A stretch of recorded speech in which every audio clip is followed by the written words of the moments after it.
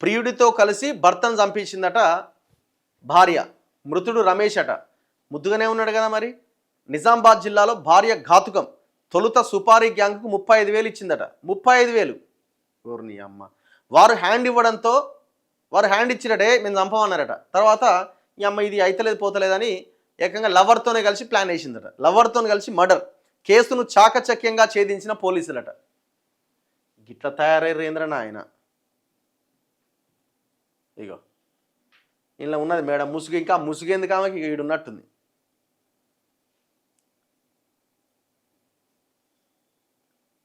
ఏమైంది? ఇగో వారు హ్యాండ్ ఇవ్వడంతో లవర్తో కలిసి మర్డర్ చేసిందట. ఆ పైన హార్ట్ అటాక్గా నమ్మించి అంత్యక్రియలు కూడా అయిపోయినాయట. అప్పటికే హార్ట్ అటాక్ వచ్చిందని మృతుడి తమ్ముడి ఫిర్యాదుతో రంగంలోకి దిగిరట పోలీసులు. వివాహేతర సంబంధం నేపథ్యంలో హత్య చేసినట్టు నిర్ధారణ. భార్య, ఆమె ప్రియుడు, సుపారీ గ్యాంగ్ అంతా అరెస్ట్ అయింది. గత నెల 20వ తేదీన నిజామాబాద్ జిల్లాలో జరిగింది ఈ ఘటన. కేసును చాకచక్యంగా ఛేదించిన పోలీసులు. ఈ కేసులో రమేష్ భార్య సౌమ్య, ఆమె ప్రియుడు దిలీప్, ఎర్రోళ్ల అభిషేక్లతో పాటు సుపారీ గ్యాంగ్ సభ్యులు, మాదాపూర్ గ్రామానికి చెందిన బంటు జితేందర్ అలియాస్ బబ్లు, వేణు కిషన్ నగర్ తాండాకు చెందిన ఖేలోత్ భీమ్సింగ్, రమావత్ రాకేష్లను పోలీసులు అరెస్ట్ చేసిరట. 7వ నిందితుడు దూదేకుల మోసిన్ పరారీలో ఉండట. ఇక మొత్తం ఏమేం పట్టుకున్నారు? స్లీపింగ్ పిల్స్, ఖాళీ స్ట్రిప్పు, నేరానికి ఉపయోగించిన దిండు, టవలు, సుపారీ నగదు 35,000, ఒక టీవీఎస్ స్కూటీ, 5 మొబైల్ ఫోన్లు స్వాధీనం చేసుకున్నారట. ఇయో నిజామాబాద్ జిల్లా మక్లూరు పోలీస్ స్టేషన్ పరిధిలోని బోర్గాం కే గ్రామంలో గత నెల డిసెంబర్ 20వ తేదీన చనిపోయిన పల్లటి రమేష్ది పాపం చిన్న పిల్లగాడి 35 సంవత్సరాలు సహజ మరణం కాదని హత్య అని మక్లూరు పోలీసులు నిర్ధారించారు.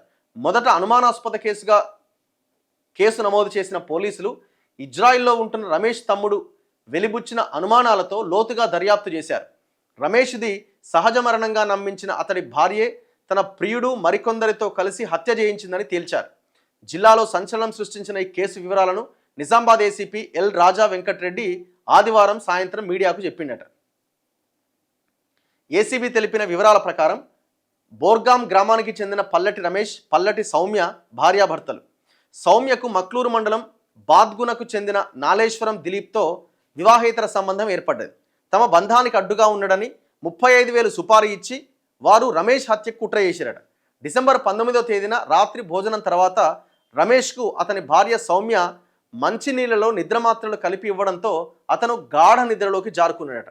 వెంటనే సౌమ్య తన ప్రియుడు దిలీప్కు ఫోన్ చేసి తన భర్త నిద్రలోకి జారుకున్నాడని చెప్పింది. దిలీప్ ద్వారా సుపారీ తీసుకున్న వ్యక్తులకు ఫోన్ చేస్తే వారు స్పందించలేదట. దీంతో ఎలాగైనా అదే రాత్రి రమేష్ను చంపాలని నిర్ణయించుకున్న దిలీప్ తన తమ్ముణ్ణి బైక్ పైన ఎక్కించుకొని బోర్గాం అనే గ్రామానికి వచ్చిండట. చూడు ఎట్లుందో కథ.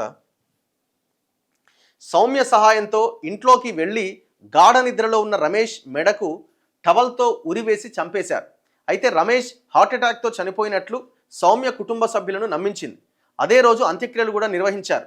ఈ క్రమంలో రమేష్ మృతదేహంపై గాయాలు ఉన్నట్లు ఇజ్రాయిల్లో ఉంటున్న అతడి తమ్ముడు పల్లటి కేదారి అనుమానం వ్యక్తం చేసిండు. పోలీసులు మొదటగా అనుమానాస్పద మృతిగా కేసు నమోదు చేసి లోతుగా విచారణ ప్రారంభించారు. సౌమ్యను తమదైన శైలిలో విచారిస్తే వివాహేతర సంబంధానికి అడ్డుగా ఉన్నాడని, తామే చంపినట్టుగా అంగీకరించింది. గత నెల 24వ తేదీన పోలీసులు మక్లూరు తహసీల్దార్ సమక్షంలో మృతదేహాన్ని మళ్లీ వెలికి తీసి నిజామాబాద్ ప్రభుత్వ ఆసుపత్రిలో పోస్టుమార్టం చేసి సాంకేతిక ఆధారాలు సేకరించారట. ఏం దారుణం ఇది. వాళ్ళ తమ్మునికి అనుమానం వచ్చింది కాబట్టి సరిపోయింది, లేకపోతే అయిపోయేది కదా.